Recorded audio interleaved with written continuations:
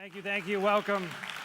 It is very good to be here with you guys. Family, fatherhood is very close to my heart, and I'm really glad Kevin read that verse because it's a theme verse, especially we've actually implemented with the children tonight about they're all coming out with permanent tattoos on their forehead and like things wrapped, so they're going to walk out as a walking Bible tonight when they come back to you. So we're going to take the Bible literally tonight. No, I'm just kidding. So anyways, it's really good to be here. I've only got 40 minutes, so I am going to have to fly through some of this stuff. So let me just pray. Holy Spirit, I just pray whatever we are supposed to hear tonight, you let it come out of my mouth, and whatever is not from you, let it just fall away. Let it just be bouncing off people's ears. And I just pray for an awakening, specifically for the fathers in this room tonight. There will be a deeper call to what it means to be a father. Awesome. I have been told many times I have an extremely intense personality through many marriage counseling sessions and all of that. So I will try to be as calm as I can with you guys, but I feel like you have to know who I am a little bit. I grew up north of Detroit, and I'm going to have to call for the slides, but there's a picture of me. I grew up, my mom was a churchgoer, my dad was a golfer, and so I kind of grew up sort of confused on Sunday morning when there was that battle that happened every day. So I definitely believed in God. I actually found swimming, and that is kind of where I found my friends, my identity. In fact, even some of my father figures where the coaches were there. When I was 17 years old, my mom passed away after a 5-year battle of cancer, and that just sent our family reeling. I was a German family where you just pull yourself up by your bootstraps. We didn't know how to grieve, and we just kind of went on, losing kind of the heartbeat of our family. I went to Miami University shortly thereafterwards, and I thought Animal House was a documentary because I didn't know how to deal with some of my pain. But you can see there I am. I was on the college swim team there. There's a picture of me and my buddies at our house. We even dressed apart. You can pull up the next slide there. So I lived that way for about 4 years, far, far away from God. But for some reason in my heart, every week, I would still go to church, and I don't know why. I was drunk on Friday and Saturday, but in church on Sunday. I was seeking God. In 1997, I think that was unfortunately a good capstone picture of my college experience. But in 97, I moved to Cincinnati. I found a church there. I actually went to a whole bunch of different churches just seeking God. And I finally found a place I could call home. And I wrestled with a bunch of intellectual questions. And I finally joined a small group of people. A handful of them are still my friends today. And I was able to talk about my drinking problem. And I received a lot of grace and a lot of encouragement. And then in 2002, I was married, baptized, and gave up drinking for 10 years. I now can have a glass of wine and a beer with my wife and be fine. But a whole lot started to shift in my life there. I was a high school teacher at Princeton High School, did swim coaching there as well. And then about 7 years into that, my faith started to grow, and I left the teaching job and coaching job and worked on staff at a church down in Cincinnati and ran into my boss turned out to be my mentor. And although I had given my life to the Lord, I did not know how to be a father or a husband. I was making a disaster of my marriage, and we were on the brink of divorce. And I went into his office crying, and I said, I don't think we are going to make it. And he said, well, you came to the right spot.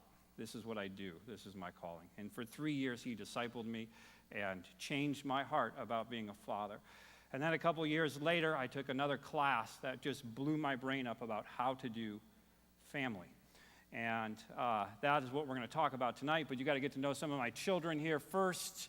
There's Henry. He's our oldest. He is 9 years old. We call him our miracle child because we were not supposed to have children, and God gave us one child, and we were really thankful for that.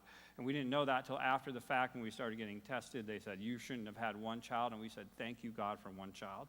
Then we decided to go from there and adopt from China. And through all these stories could be so much longer. I just don't have time to tell them. I wish I could. But we decided to adopt from China. There's Henry there with his younger sister. There we are building our chicken coop. Yes. There is Layla. We were matched with her. She was born with a cleft lip and a cleft palate.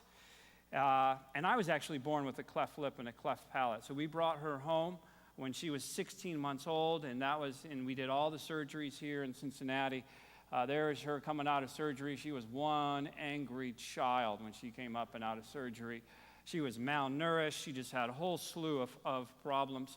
But today she's doing just wonderful. There she is a couple months ago. She's back there playing today as well. But God has healed her as well. And there's absolutely nothing wrong with her today, except they have this sin problem that their mom and dad also have. Then from there, skip that one. We'll skip that one. We've done a bunch of foster care stuff as well. Skip that one. Skip that one.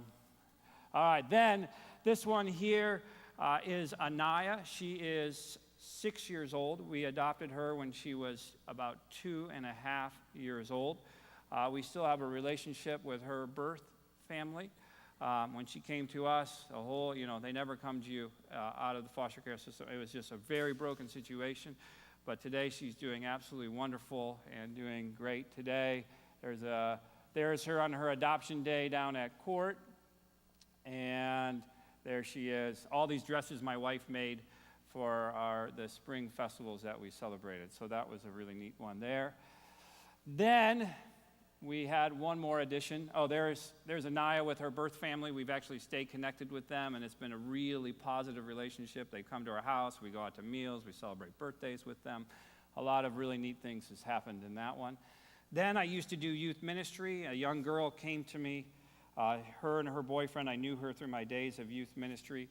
We were 21 years old. They were both drug addicted throughout the entire pregnancy. She did prescription drugs, heroin, alcohol, cigarettes through the whole pregnancy, and they knew they were going to have to give her up for adoption.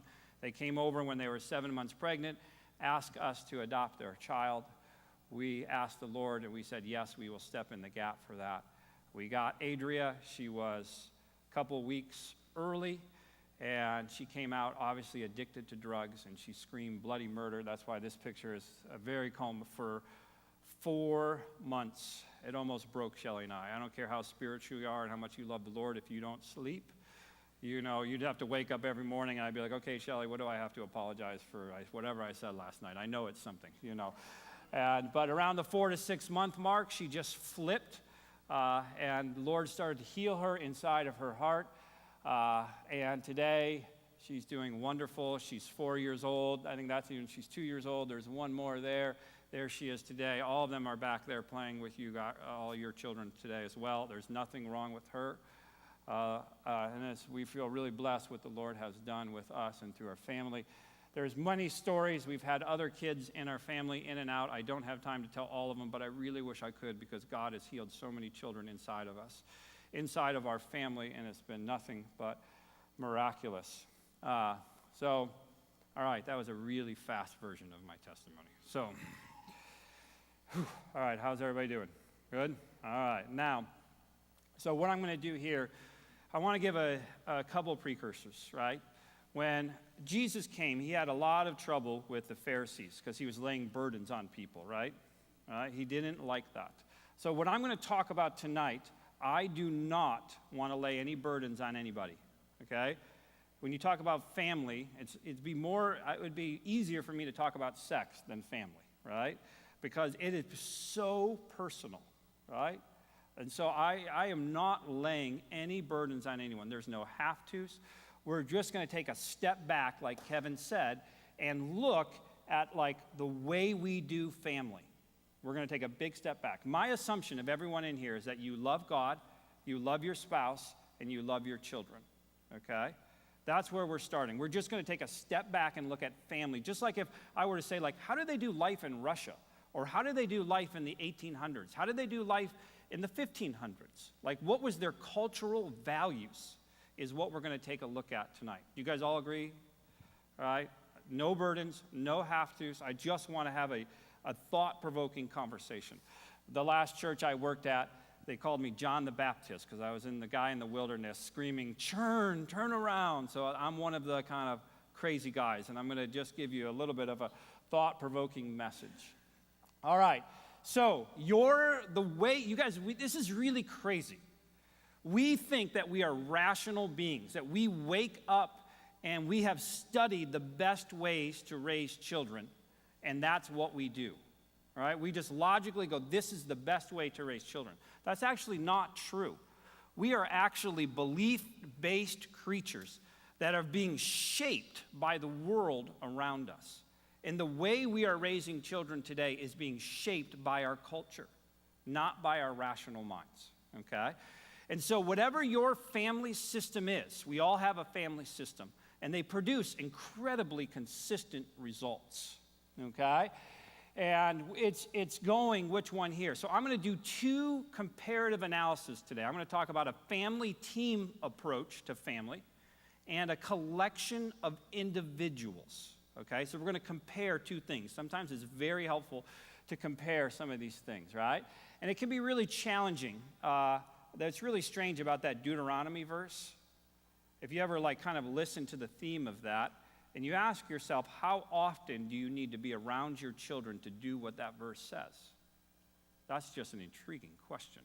There's sort of a theme in that whole verse. In time is something that we, in our culture, just get sucked up so fast. We have temptations to pull ourselves away from family like no other culture has ever had. The internet, the cars, everything we have just pulls us apart as families. We have it much harder today, all right? And so what I'm going to be talking about is what happened to me 6 years ago. I took a class, and something came out in that class that caused me to turn my heart back towards my family and come back towards my family in a really intense way. All right, so let's pull up the next slide here. All right, train up a child in the way he should go. Even when he is old, he will not depart from it. Train is such an interesting word. It says to teach a person or animal, this is a dictionary definition, a particular skill or type of behavior through practice and instruction over a period of time, all right?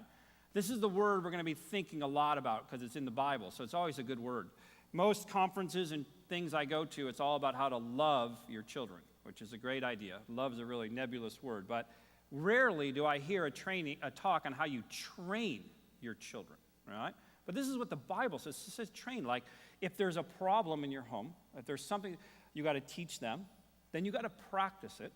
Then you have to, reward, celebrate, redirect. That word, I feel, can actually really influence just how you do. Because I have this really wrong belief often that my kids should act perfect and good. But what is true is my kids are sinners, and they need training. All right, this is what the Bible tells us here.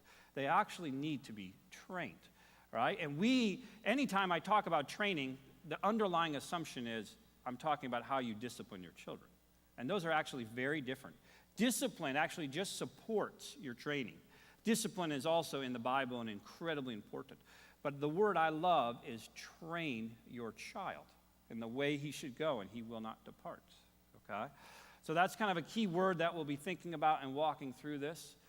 All right, here we go. The family team versus a collection of individuals. The culture we live on is an individual culture, all right? We are so individualistic. We just think it's normal because we grew up in it, and it's happening more and more. You are an individual. You are not part of a family team. Okay, you're actually a collection of individuals working through all these things. So my question is this: is there, as Kevin was alluding to, another way to do family? Is the way we do it in America, way we do it the American Christian way? All right, I'm not talking about outside of the church. This is constant in the church or out of the church. Is there another way to think about your family? All right, here you are, a family of individuals. You're an individual. I have this child. It goes back, someone asked me the question once why I got married. And I was like, because I'm Christian and I want to have sex and all my friends are doing it. It was sort of really, and then Shelly's answer was well, I wanted the security and I want to have children and I want to be married for that. It was the best answers we could actually give. It was really, and what we actually realized was, we had felt needs we were walking to the table with, and we were just choosing to exchange our felt needs. And that's actually how most marriages are done. That's how most pre-marriage trainings are done. Here's all your felt needs. Let's learn how to communicate about them, all right? And you kind of negotiate through some of your felt needs. Now, felt needs are not bad. They're actually helpful, and they're good, and they're there. But we've actually made them primary. And so when we have a child pop up into our family, we're like, here's an individual. I have to manage this as an individual and meet all of their felt needs. That's sort of how we think about family in some sense or another. All right? And this is why you can actually only have 2 children in America. Because once you go past 2 children, you can't manage individuals. All of a sudden, something has to change. Right? And so this is our systems are producing consistent results, which is an average 2.2 children or whatever it is, right? As I talked about. We're managing individual needs, okay? And this is actually why sibling rivalry happens. Do you know why this happens? It's because everyone is coming to the table for their felt needs, and your sibling is a rival because you need your felt need met, okay? This is a really fascinating thing that happens in our family. Again, this is a system thing. This is not you're a bad parent, I'm a bad parent. This is just the way our system works. I remember that I was at the pool once a couple years ago, and all the kids were playing in the pool, and there was one noodle in the pool. And there was my 4 kids, and there was 2 other kids from another family. And, you know, my kids are sinners just like everyone else, and they're like, my noodle, mine, I want it, you know, just like your kids probably do, maybe. Maybe in Dayton your kids don't sin, but in Cincinnati they all sin, everyone I see, you know. But so they were doing this. The mom that was next to me started to panic because there were 6 kids in one noodle. And she goes, hold on, I got more noodles in my car. And I looked at her, I said, don't go get those noodles. She was not listening to me. She ran out to the car. And then she came back in, and I looked at the kids, and I said, hey, guys, there's one noodle. Why don't you figure out how to play with it together, you know? And before they knew it, all 6 kids, they turned it into a boat, and they were on the noodle, and they were singing songs and just having a ball, you know? The lifeguards were watching. I mean, it was like something, and the mom walked in with the noodles, and she was completely confused. She was like, threw all the noodles in. The experiment was over. Everyone had their individual noodle. You know, we didn't want to deprive, right? And so in the American family, if we deprive a child of a resource, and I'm not talking about food or anything, obviously, but like if they don't have something, all right, it's a crisis, and we have to apologize for it, all right? It's just a different way to think about family. We try to celebrate inconveniences. We were watching a very, very tiny baby this summer, and there was a day that she had to go to the emergency room. And so Shelly had all the girls with her, and so she spent 8 hours in the emergency room with 3 girls, a baby, so 4 girls, a baby, and then the birth parents that came as well. And they missed lunch. Their whole day was inconvenienced. And she called me, and this probably the moral of the story is you'll be thankful you're not married to me. She called me, and she's like, we're in the hospital, da-da-da. And I was like, oh, what a wonderful opportunity for our children to have their agenda. We could have called someone to come get them, right? I said, they get to serve today. They don't get to be the center of the story. It's not about their camp experience, their sports. They actually get to serve today and have their life inconvenienced for a greater goal of this baby. Why don't you suffer? They missed lunch. They suffered all day together. And the mom of the child that we were watching after this went up to my wife and she said, after watching your children, I have a lot of peace about where my child is. I just, and we try to celebrate the inconveniences of life and don't apologize for these things. There's something really crazy about the character that can be developed in a child through inconvenience, all right? We've done a lot of crazy things, like we love that our children have to share a room, all right? Imagine this. This is our system we do now. You're an individual, you have your own room, right? You have your own life, your own school schedule, your own sports schedule, your own iPad, your own, keep going, your own. Then we say, get married. And all of a sudden you have to start sharing. We might be setting them up for failure, guys. Right? I don't know about you, but I'm incredibly selfish. I need regular training to get the selfishness out of me. My goal is to have my children, marriage be a promotion.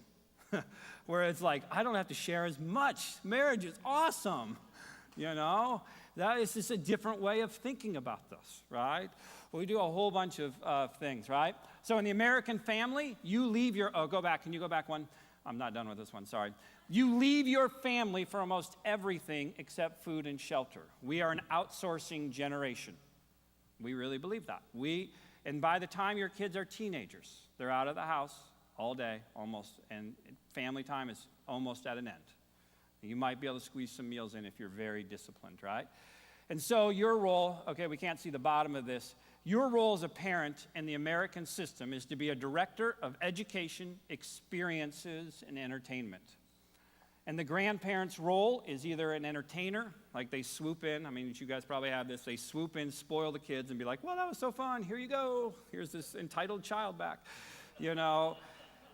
Or someone to be appeased, like you got, someone who's all upset and you got to go see him, so grandma's not mad at us, right? So those are the roles there. So, all right, now I'm ready for the next slide. So this is what I was talking about. These are the predominant values in our culture today. Everything we do is based on these three values. Just test me on this. It doesn't matter. Schools, churches, everything. Education, experiences, and entertainment. I call it the 3 E's. And these are not bad, right? There's nothing wrong with these things. But the challenge is, okay, here's where I'm getting kind of really provoking.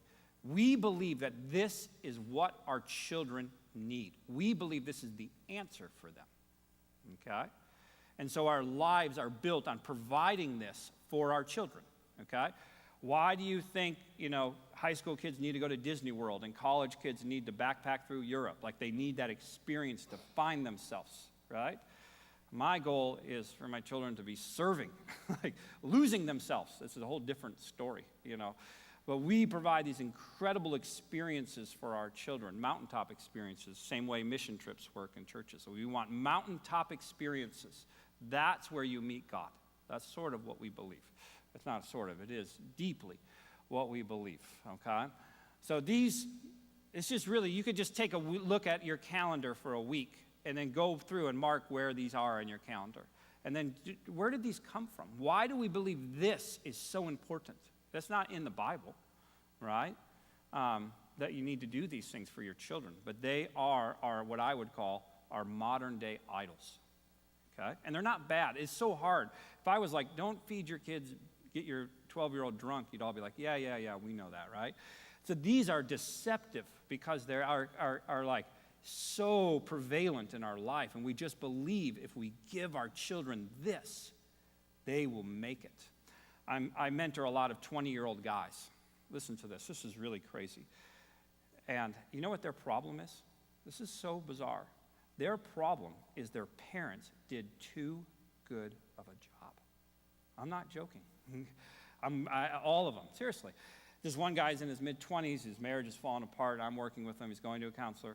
And the counselor said, you have a narcissistic wound because your parents paid too much attention to you. What? You believe that? We are the first generation to over-parent our children. All right?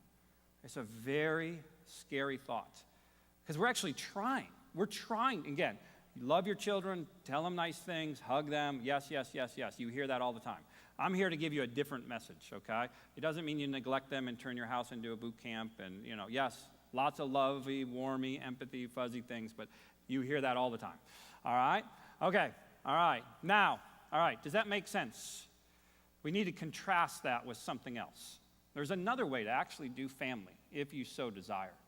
It's to think about being a team, where the team mission is actually more important than the individual fulfillment of each person on the team.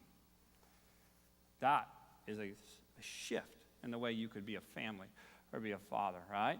And individuals are incredible assets. The more arrows, as it says in the Psalms, the more arrows you have, the more weapons you have to do God's work. Children are a blessing and an added member to the team, right? There's something very different about our belief in children. They're nice to have when you're 30, a few of them, maybe one or two. But anything more than that, you're crazy, There was a time in my life when we had 6 children, 6 and under, and that was really wild. That was actually very difficult, right? So we talked about this. Sacrifices for the whole are valued. I love when my children have to give up something they want and desire for the betterment of the whole. It was one of the reasons we do foster care. When a child comes in and all of a sudden they have to share their toys, I say, yes, yes, yes. When that foster care child or baby screaming through the night and waking people up, I say, oh, you got to sacrifice for the team today. How was that? I'm tired too. I mean, I empathize, like, I'm tired. Trust me, that wasn't fun. But it was good for you. I tell my children, it is good for you when you sacrifice for the team. All right? And there's this whole crazy value that being together, you want to actually and desire to be together as a family, where every system in America pulls our family apart. That's why I love that you guys worship together tonight. That's so cool. I've not seen that in churches when I go around. You worship together. Yeah, that's a really beautiful thing. That's awesome. You got to stay connected to your family. In the American story, your vision of the future of your family is weddings, holidays, and occasional other visits. That's it. But there could be a vision you have of actually working together generationally. This is one of the taglines of Echoes, is a multi-generational family. That's a really crazy thing of being a team multi-generationally, right? Right? And then your role in this is to lead and train your kids to become sold-out disciples of Christ in the epic story of God's kingdom. Lead a multi-generational team on a mission. And the grandparents, your job, if you're a grandparent, is to pass something on to the next generation and serve. It's actually a really cool story. Where in the American story, your job is to go get entertained. You go get entertain yourself, and then swoop in, come in, and spend a little bit of time with your grandkids. Go get yourself entertained. But there's actually, it's a really depressing. I'm so glad I'm not going down that road. My goal when I'm actually looking forward. When I turned 40, I was not sad or not depressed. I was happy because I was closer to becoming a gray hair. I can't wait to be a grandchild. I tell my children one of the best days of my life is when I'm going to be a grandparent. I don't tell them, like, don't have kids. I can't wait till I get to be a grandfather. My goal is to serve your family. All right? That's the story I'm going to be there, you know. That's the heart I'm going. All right. Okay. This is really crazy. Where does all this come from? There was a family in Genesis that God made. All right? And what did they do together? When God put them in the garden, what did he tell them to do? Work. Do you get that? He did this. This is such a crazy thing. He goes, look, guys, I've got this thing I've built, but it's not finished yet. I need your help. So he put Adam and Eve in the garden, and he was working alongside his children. And they had cool, and he said, have lots of children and work. Those were the two biggies right from the beginning, all right? Be fruitful and multiply and steward the earth. Like, get up and work for 6 days and rest one. That was like the blueprint for family, okay? And this is a really, really, really crazy. We believe in America work is bad. Get your chores done so you can go be entertained, which is the real value, but we got to get the work done. But what if we flipped our paradigms and we said work was actually good? And working with your mom and dad was the best thing you could be doing in your life, because that's what God did in the garden with Adam and Eve. He put them in there and said, let's work together. All right? Crazy thought, I think. And this is really, really crazy. Mission and relationship are combined together, okay? Our families are all based on relationships today in America. That's all we care about. Relationship, which is great. Relationships are important. But mission and relationship combined is what was in the garden. They had a mission together, and they had the relationship. We send children out to find another mission out here, and we just settle for a very often fragile relationship that's in the family. Okay? Can you combine those two together? All right, next slide. All right, all the sacrifices I make for my children. This is a really crazy thought. We believe this is actually there's a lot of good in this statement, but it's actually a really sick statement. I am going to lay down my selfish narrative so you can have your selfish narrative, right? It's a very strange thing. Like, I want you to have all those wonderful experiences I have as a kid, so I'm going to lay down my selfish narrative. And then your kids become parents, and then it's just this very vicious cycle. Like, what if you could be together? All right, I want to show you some pictures here. Okay, so when we hit 4 kids, we had 4 kids at this point, we hit the breaking point where we were forced into changing the way our family did. I would get up in the morning, I would make breakfast, do the dishes, and then I would leave for work and resent my children. Because they came down entitled going, feed me, I'm hungry, right? Your kids don't ever do that, right? And all of a sudden, I realized I had sinners in my house, but I had a system problem. And so what I did is I said, okay, we're done doing, this is done, and this is worse for the moms, okay? You have got to stop doing it all, moms, right? Get your kids and put them to work, okay? The super mom theory is a disaster, and it doesn't work. Shelley has to take young women in our home. She has to teach them how to mop and how to cut peppers. Like, she literally has to start over. She should not be teaching 20-year-olds this stuff, right? So we did this thing, and so the dishwasher one, we said, we're going to empty the dishwasher as a team, all right? And we're going to work hard until it's done. Do you think that went perfectly the first time we did it? Do you think I had crying? Do you think I had temper tantrums? Do you think I gave a pep talk and it worked the first time? No. It was painful. But it was more painful for me to walk out of the house resenting my children. So we changed the system. And to this day, they still empty the dishwasher, and when they're motivated, they can do it quite quickly. But we put them to work, and they get responsibility in our home early. Because the goal is to be a contributing member to a team, not someone that we're entertaining to have the best life possible. Work is good, right? So there they are, cleaning up. They make our homemade granola, and they have for years. You know, they make it. They know how to use all the knives. We train them. This is not neglect. We're not just sitting on the couch. We're working too, all right? There's this one. This was this weekend. Shelley and Layla, we make bread for our Friday night Shabbat, our family meal, and they're making the bread there for our meal together, right? There's something really powerful about working together. Layla finds this is a very special time, okay? All right, there's Henry working away, helping us work on some of our rental properties. This was a couple years ago. All right, what's the next one? There they are painting, okay? So we rehab houses together. That's what we do as a family, okay? And we work together. I like this picture here because it says, make you share, right?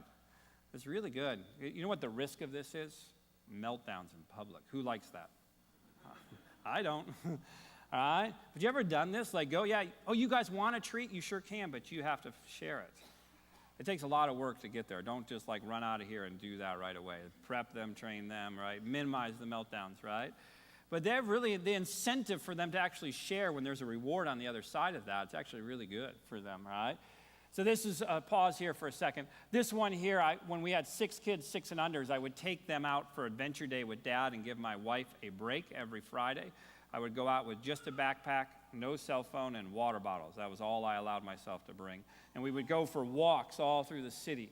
And so there they are. They had 2 ice creams, and their job was to share it among 6 children. It doesn't always go well, but I captured this moment because I was like, this is what heaven is going to be like. They're all sharing and working, and it's just, these things can happen, right? It was a really neat moment. All right, next one. Oh, this one. All right, we'll have a little comic relief. We had 3 2-year-olds, and my wife and the 2 older girls went away for a women's retreat with their mom or went somewhere with their grandmother. And I said, I have an ambition problem. I said, I'm going to potty train 3 2-year-olds while you're gone. You're going to come back next weekend. You're going to have 3 2-year-olds. 3 2-year-olds potty trained. So I gave them water bottles. Well, first of all, I took Henry to the store, and I said, Henry, this is going to be the worst day of your life. Go get whatever you want, you know. And I gave them water bottles, and they had T-shirts on. I pushed up all the couches, rolled up the carpet, so we just had hardwood floor. And we were just like on all day. We were in the bathroom. I was upstairs. Henry was downstairs. I mean, it was nonstop, right? And we have a lot of friends on our street. They would open the door. They would just start laughing and walk out. It was just like, it was really crazy. Adria, my strong-willed child, would not go poop. I was like, you are not going to bed until you poop, right? And it's like 9 o'clock at night. Her eyes were like bloodshot. Like this was like getting crazy. I'm like, you will poop, you know. And so I picked her up, and she vomited all over me, pooped down the side of me. And I said, time out, you win. I'm done.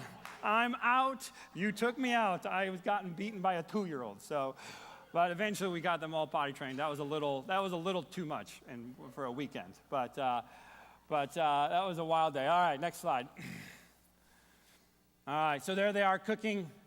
They've been cooking for years. They can cook. Layla and Anaya can cook dinner all by themselves now, which has been a really help. They can cook dinner for the whole family. All right, next slide. Yeah, so when they come in, we tell them, if you ask my children what's the best job you could ever have, am I running out of time, Kevin? Okay.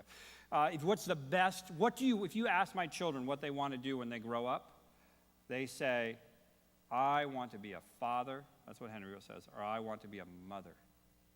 That's a very different story. And but that's the story in our house. That's the best job you can have, all right?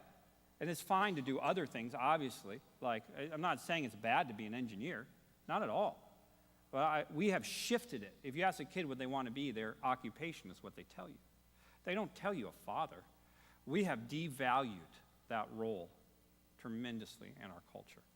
That's really quite sad. So we say you get to train to be a mother and father, and that's my job, because that's actually reproducible, right? So it's great. Oh, this one here, birthday parties. We hit this point, I'm sure this never happened to you guys, but Shelly would get super excited about kids' birthdays, and then I would start being critical, and then we'd have this fight. Does that ever happen to anyone else? Like, it would be this whole dynamic in our house really bad. And then at the end of the day, we had this entitled, spoiled kid, and then nobody was happy. I was like, wow, okay, when everyone's not happy, there might be a system problem here, right? So we changed the way we did birthdays. We have tremendously in our house, and we slowed it way down, and we made it centered on the family.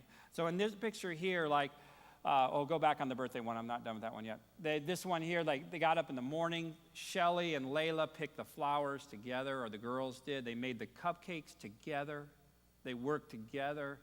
And then that's Shelly's mom, their grandmother, did a formal tea party and taught them about etiquette. They all dressed up. It was a very different feeling. At the end of the day, my wife wasn't burnt out and exhausted. I was actually affirming what the work that was done. My kid had a wonderful experience. They weren't deprived. They weren't abused, I promise. You go spend time with my kids. You're welcome in my house. We have social workers in all the time. It's a good place to be, you know. But that's a different mindset. And it was so hard because I'm like, if I don't give my kid that crazy best birthday experience, they're going to have to go to counseling. That's actually a lie. They want you. They want you. We train our children to not want to be around us. We do that, right? If you write anything down, this is one thing I would write down. A child's identity is formed where they spend their time. And we learn by imitation. Okay, I'm going to say it again. A child's identity is formed where they spend their time. And we learn by imitation. Okay? Just chew on that for a while. Okay? We don't believe that. We believe if we educate them, give them the best experiences, and entertain them, that's what they need. What they need is their identity shaped by their mother and father in an imitating way. You can find out, all of us imitate. You can find out who your children are imitating by how they're dressing, who they're repeating, who are they following. They're imitating something, okay? That is what's going on. So we've made it a really conscious point that we have begged. Shelly did this incredible thing where she wrote a letter to her parents and invited them to come to a mission trip at our house. We're like, we can't keep entertaining you when you come in every time. This is exhausting me. But and we had a whole schedule, an itinerary, just like a mission trip. It helped shift the way our family interacted. So now when the generations come together, we actually work together. It's really cool. All right. So there's Henry's grandfather, Shelly's dad, building a table, teaching him something. The elders passing something out. We've written letters. We've begged them. We've done whatever we can to get our grandparents to teach our children. Yes, they take them out to ice cream. Yes, they do all the fun stuff too, and that's awesome. There's nothing wrong with that. But this is the heart of where this is. What's the next one here? This was this week. My dad is in. He's building a go-kart with Henry. My dad worked in the machine shop deal, so he knows how to build cars. We grew up in Detroit. So he's in teaching him all week. All week they're spending together, going to the store. They're doing this together. This is like, I feel so loved when this stuff happens, you know. I could just sign my kid up to go to a camp and go learn something really cool. It'd be a lot more efficient than the way my dad's doing it, right? But Henry will remember this forever. It's really neat. All right, what's the next one? There we are, tiling a floor together. I put myself in a position where I needed my son to help me, okay? We cashed out every retirement account and bought rental houses. And I said, if we go under, we're done. I wasn't joking. And Henry got to come and work alongside me. And I literally could not have done the job without him. And what happened, we would be walking home, and almost every night he would ask me the same question. He'd go, Dad, was it better because I was there today? And I'd say, yeah, it was. And he wanted to contribute to the family business, to the family team. Our heart's desire is to do that. And since our families don't have a mission, our children join sports teams, which is fine to do, because they can be on a team where they matter, okay? But what if our families had a mission and a team where they could be on together, right? All right, let's keep going. I know I'm going to run out of time here. So this was the last 3 months. Henry and I renovated a house together. All day we worked together. And this was the culminating thing when we were smashing down the dumpster and we finally finished the project. And then we went out and had huge ice cream cones, and it was just wonderful. But we did something together, and we worked alongside each other. It was good. There the girls are helping with the younger kids reading. Is there one more of a table? I don't know if there's one more of us. Oh, let me do this one. So when we had 6 kids, we would go on missions together. I'm almost done, Kevin. They would, so I said, I'm going to take all 6, one of my adventure days, all 6 kids out on bikes. So to do this, there had to be a lot of teamwork and a lot of compromising. So, okay, next slide here. There's Henry. He had to be responsible for his sister. We were driving, taking ourselves. We were going up by the zoo down in Cincinnati. Took a lot of responsibility on his part. Okay, next slide. And they got to this point where there was a hill that he couldn't do, so the other girls had to jump out and push him around this corner. They had to work together as a team, all right? And here's the next one. We would often stop traffic. People were very curious about what we were doing, I'm somewhat famous in Cincinnati. All right, so next slide. All right, so there they are working together as a team, solving problems because I needed them to do that because I had a trailer full of kids. Then they had to help hold hands of kids across. I cannot hold 6 hands across the street. And I'm just like you, I don't want my children run over. So we would practice at our home, up and down on our sidewalk. It would take me hours to get this to work, but I wanted this to work. And then we'd go into graders. The kids go into graders by themselves. The older kids do. They come out with 3 donuts, and they have to share it with their partner, okay? And that's how they do it. They learn how to do these things. It's all training. And there's something really special about a table. When heaven's talked around, it's talked about a table. It's talked about a meal often, all right? And there's something special about a family being together for a meal, There's a lot that's there. All right, I know I said a whole lot. I'm sure I'm out of time. Come on up, Kevin. You can start asking me questions. But there's questions from the audience, from Kevin. All right, good.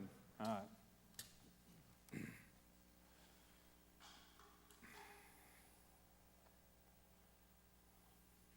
Yeah, so if you guys have questions, Mackenzie over here is going to have a microphone, and she, just raise your hand, and she'll come around, and you can ask the question. And I think you'll answer, right? We'll try my best. Yeah. So in the meantime, I've written at least one question to get us started. So we've talked, and you talked about the importance of the father buying into a systems change if it were to happen. Yes. And so, this is really challenging stuff, right? Maybe, some of the stuff that he said seems appealing. It's like, wow, that seems hard. But if you actually wanted to change the system, Yes. really means the father has to buy in. Can you talk about that and why? Yes. God started with Adam, right, and gave Adam the command. Started with Abraham, right, down the line, right? I have never seen a family change until the father wanted to change. It's often the wife is at home struggling with kids alone. The dad's off at work. Like, I counsel every father to stay home. I stay home all day with my kids. I used to on Fridays. And I would never criticize a mom ever again after that. It was the darn hardest day of my life, But it will not change until the father turns his heart back to the family. And this is actually in Scripture. I'm not making it up. Malachi 4:5. Turn the hearts of the fathers back to their children, then the children will turn their hearts back to their father, lest I strike the land with utter destruction. Okay? It really rests on us as fathers to start. It takes a team, but it has to start with the father. Any other questions out here? There's one over here.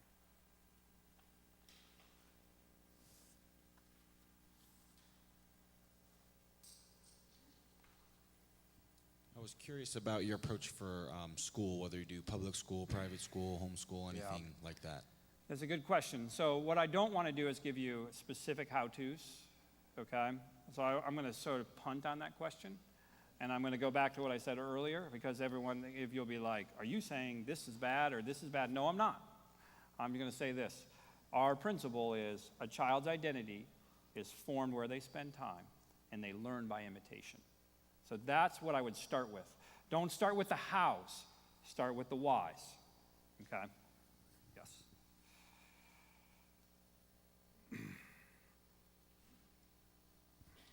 So you mentioned when you were struggling and you went into your mentor's office. Yes. So talk a little bit more about what that process was. I mean, Yeah, that's a great process. That was more of what I called, before I could lead my family well, I needed to heal. Speaking to the father go first, I had a bunch of problems. A bunch. I still have a bunch, but they were worse. And so I went on a 2.5-year healing journey. And that's a whole nother talk, a whole nother deal. But I had to go first. And I had to be very humble and submit myself to another man and say, here is the truth about who I am. And he spoke right into me. And he challenged me in a way I've never been challenged before, but it changed my life.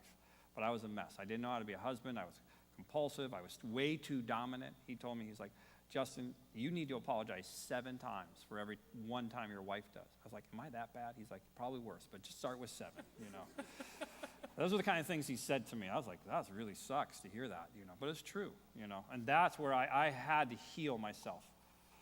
It's very important. And that can actually be a barrier for fathers because we've got this stuff that we're not willing to deal with. We've got to deal with that if we're going to come back home to our families.